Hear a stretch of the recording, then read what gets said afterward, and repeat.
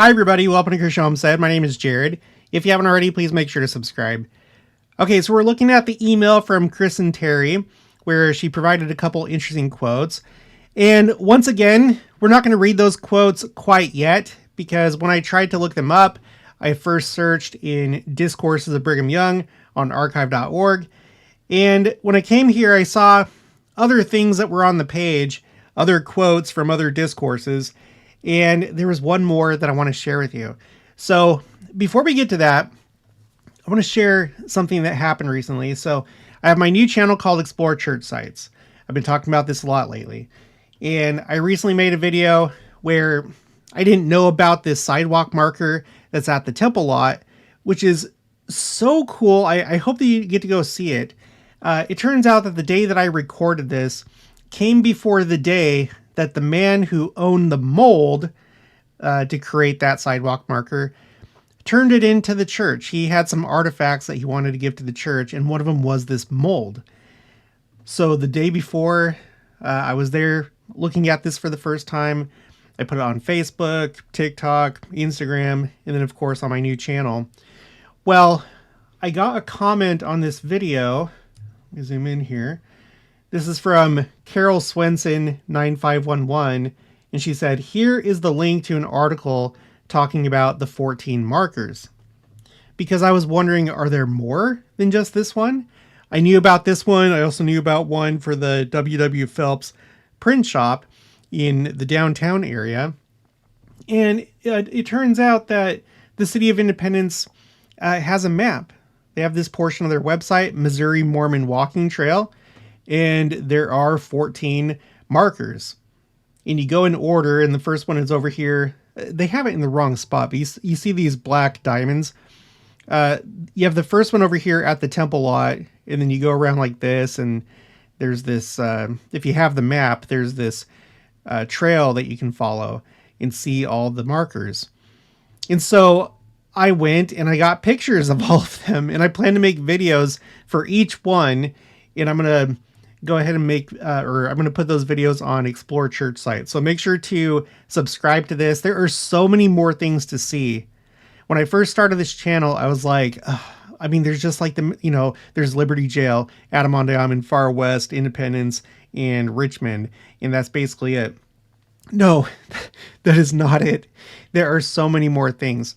So I would encourage you to come with me on these adventures, and I'm going to try and film it all. But yeah, here I have all the pictures for now of all these markers, and it's just incredible. It's so exciting. There's so many people that come to Independence, and they'll go to the Independence Visitor Center, and then they'll walk over to the temple lot, and then that's basically it.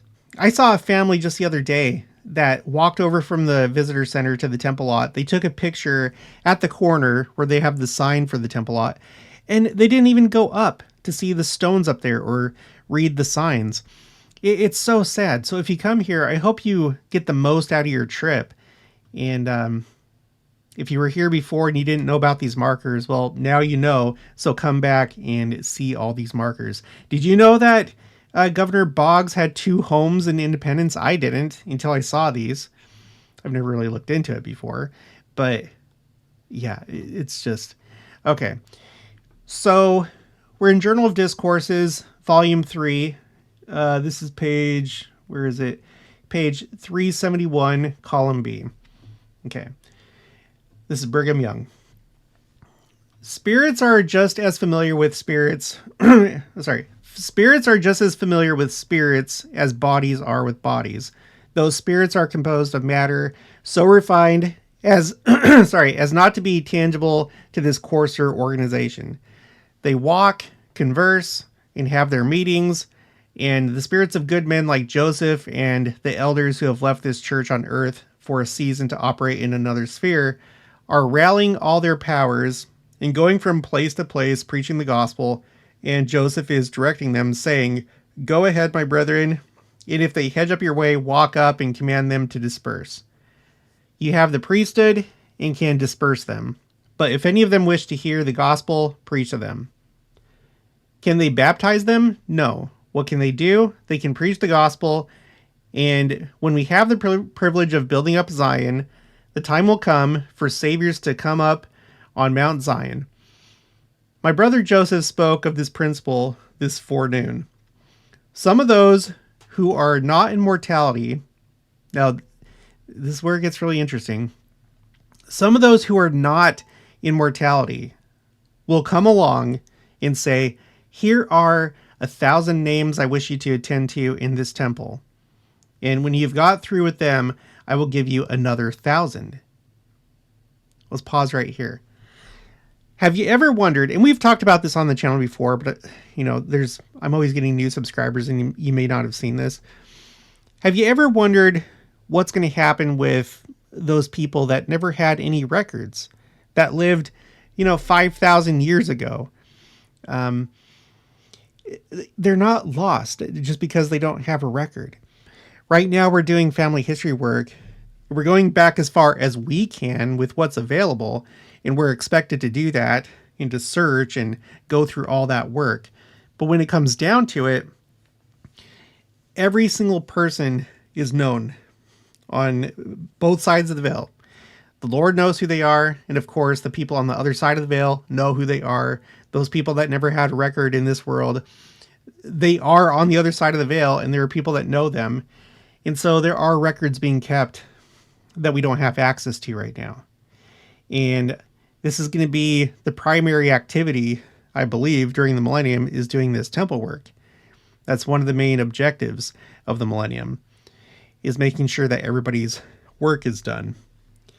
So we're going to have people bringing those records to us so that we can perform their work in the temple. All right, continuing. And the elders of Israel and their wives will go forth to officiate for their forefathers, the men for the women, the men for the men and the women for the women. A man is ordained and receives his washings, anointings, and endowments for the male portion of his and his wife's progenitors, and his wife for the female portion. Then in the spirit world, they will say, do you not see somebody at work for you? The Lord remembers you and has revealed to his servants on the earth what to do for you. Is the spirit world here? It is not beyond the sun, but it is on this earth that was organized for the people that have lived and that do and will live upon it. No other people can have it, and we can have no other kingdom until we are prepared to inhabit this eternally. In the spirit world, those who have got the victory go on to prepare the way for those who live in the flesh, fulfilling the work of saviors on Mount Zion. To accomplish this, there will have to be not only one temple, but thousands of them. Now, I think that's interesting because I'm sure it was revealed to him, but President Brigham Young had the foresight of it wasn't just going to be a handful in North America or just a handful throughout the world. He foresaw that there were going to be thousands. Now, we still aren't at that point yet. We're somewhere in the 300s of how many have been constructed, are under construction, or have been announced. But it's going to get to the point where it's going to be thousands, plural. And for all anybody knows, maybe by the end of the millennium, I mean, I have a hard time picturing this, but why not? Maybe there will be millions. I don't know. But you think about President Nelson and everything that he's doing, and of course it's under the direction of the Lord.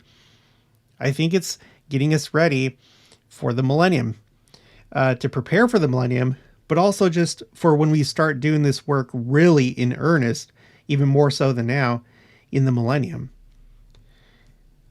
Okay, so not only one temple, but thousands of them, and thousands and tens of thousands of men and women will go into those temples and officiate for people who have lived as far back as the Lord shall reveal.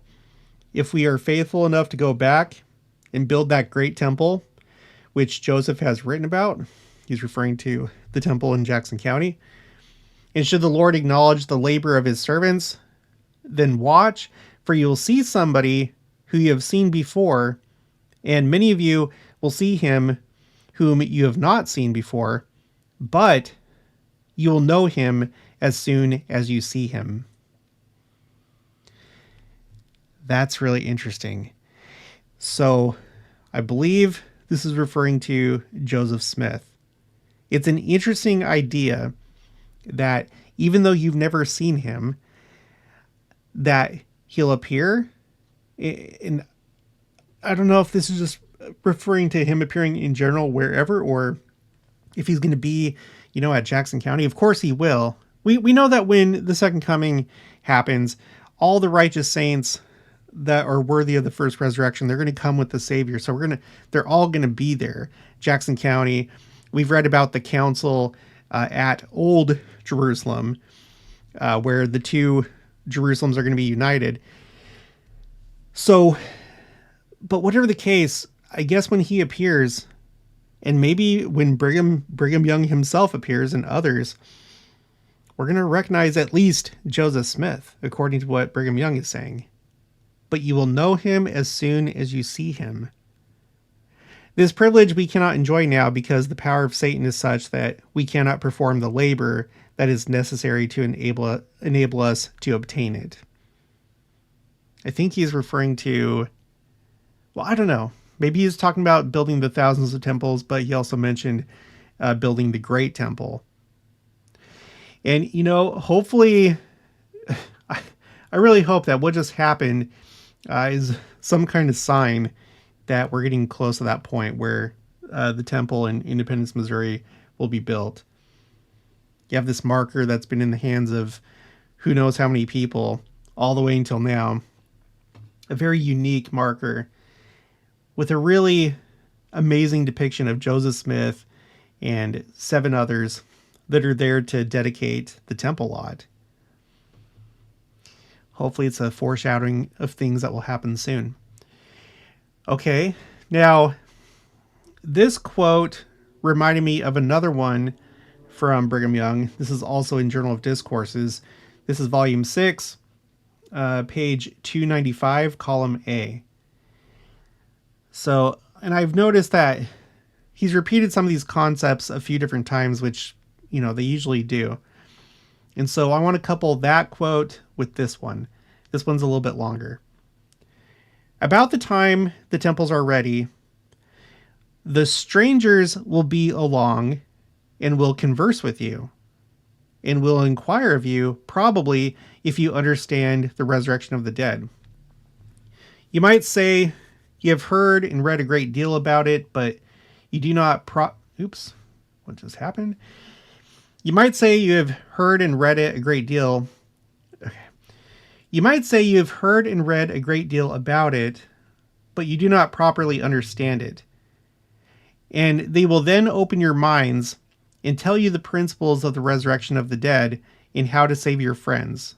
They will point out scriptures in the Old and New Testament, in the Book of Mormon, and other revelations of God, saying, don't you recollect reading so-and-so, that saviors should come up on Mount Zion?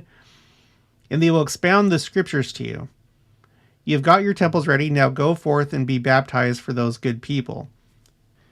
There are your father and your mother, your ancestors for many generations back, the people who have lived upon the face of the earth since the priesthood was taken away, thousands and millions of them who, have lived according to the best light and knowledge in their possession. They will expound the scriptures to you and open your minds and teach you of the resurrection of the just and the unjust, of the doctrine of salvation.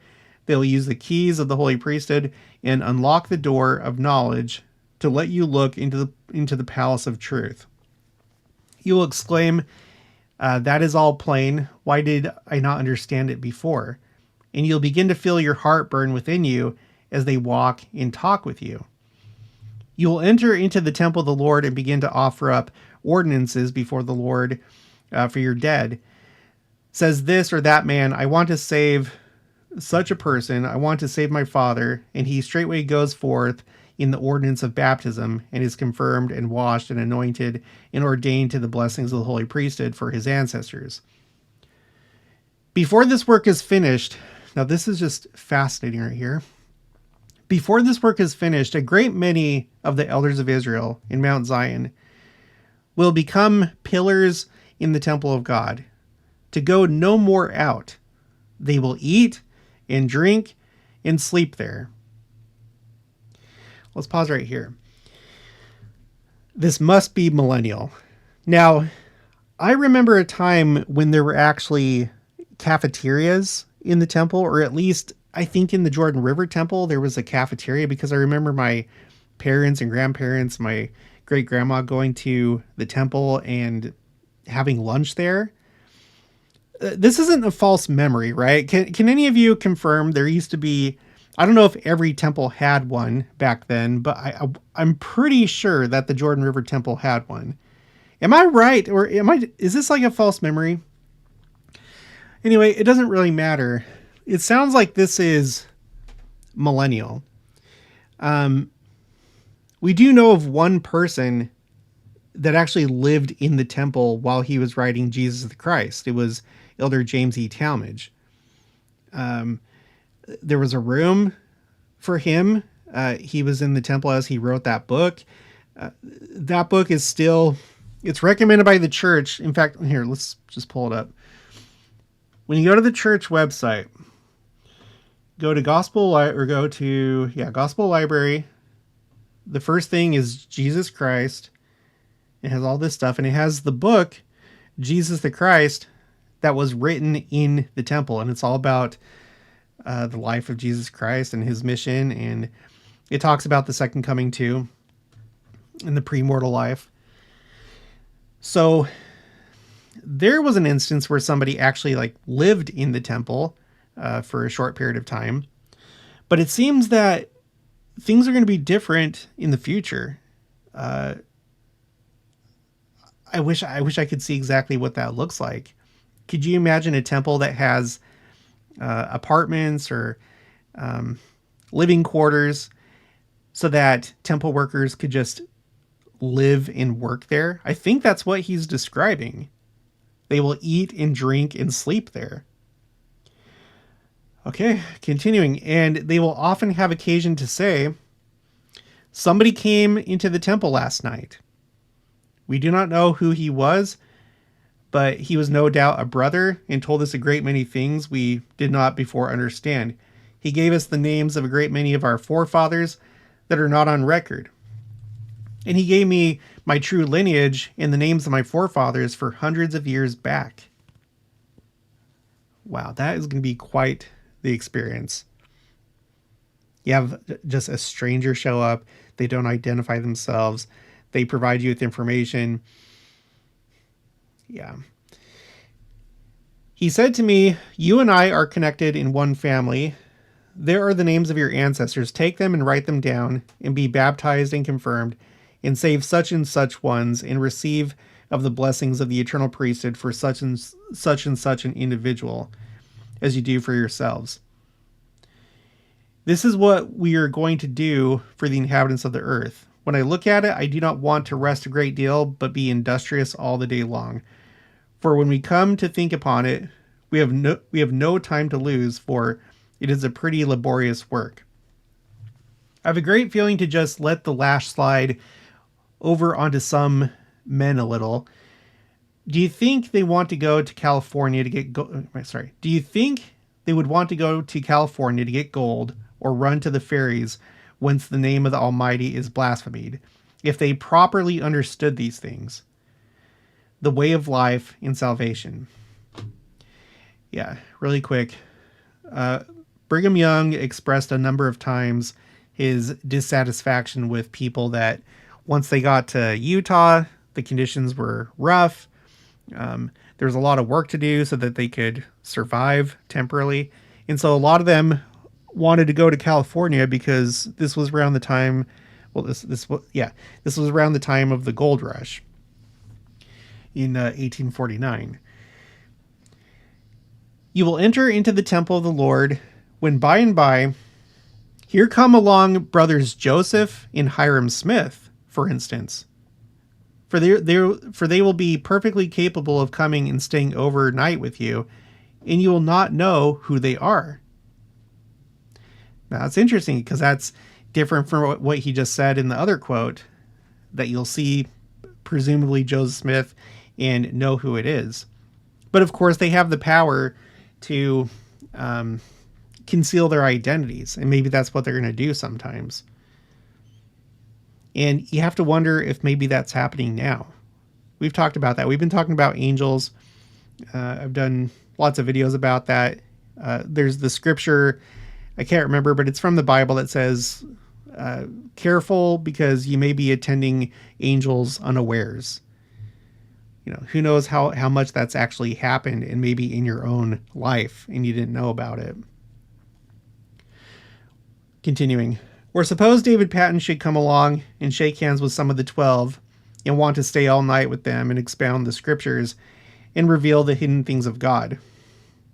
It will not be long before this will be so.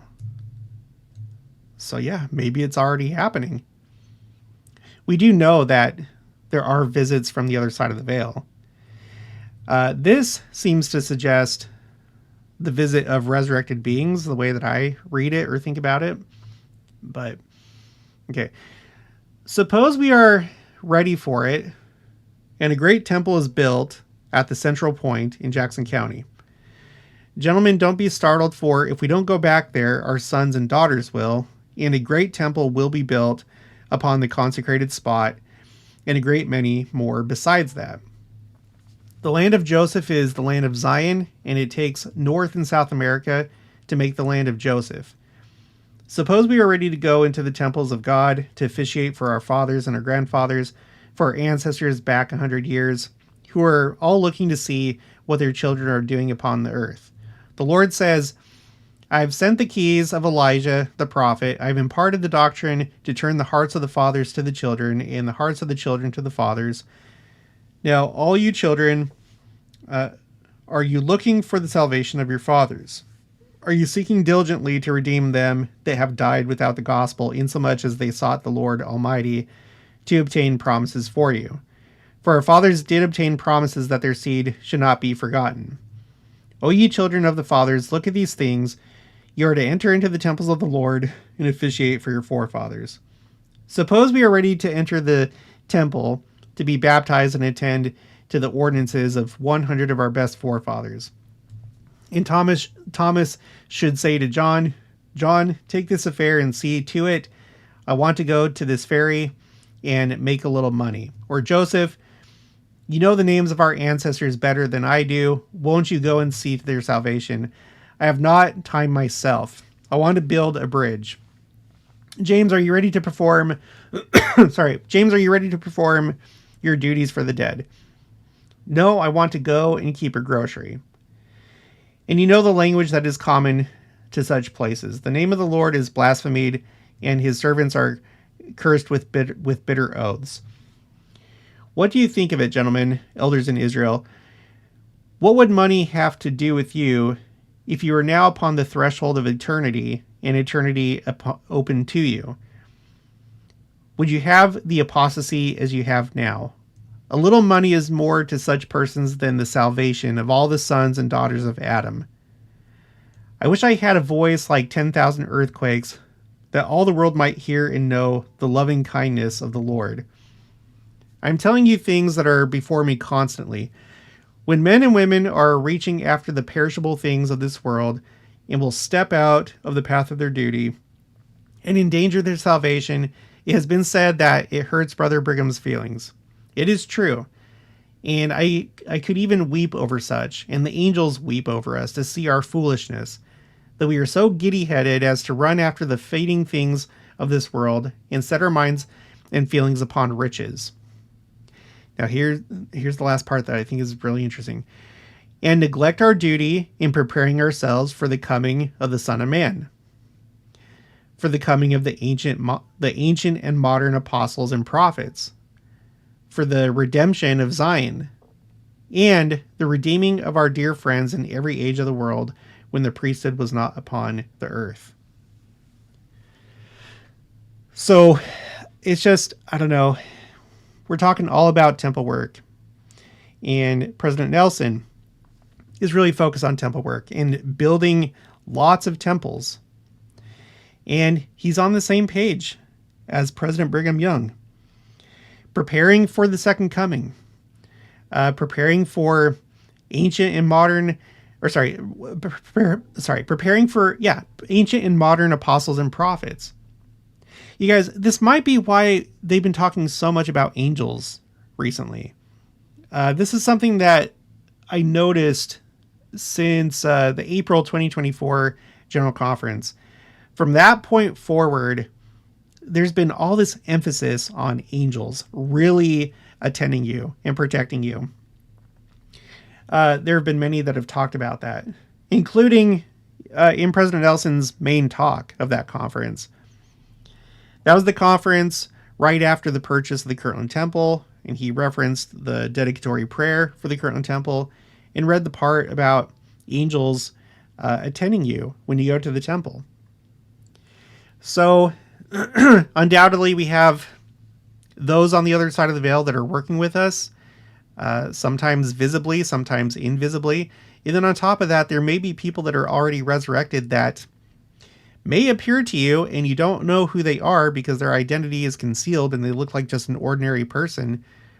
But they're there to interact with you and guide you. So yeah, we should believe in angels. I think that we're having more contact with them than what we realize. And then the redemption of Zion. Now, from the context, it seems like he's referring to building the temple in the city in Jackson County, Missouri. And then the redeeming of our dear friends in every age of the world when the priesthood was not upon the earth. So, okay. I love these quotes. Somehow or another, I didn't have this one on my spreadsheet. It's the one I just read from, so I'm going to add that. There's actually a few different topics here. But anyway, that's going to be it for this one. If you haven't already, please make sure to subscribe, like this video if you liked it, leave your thoughts and opinions down in the comments below. Also make sure to share it, and I'll talk to you guys later.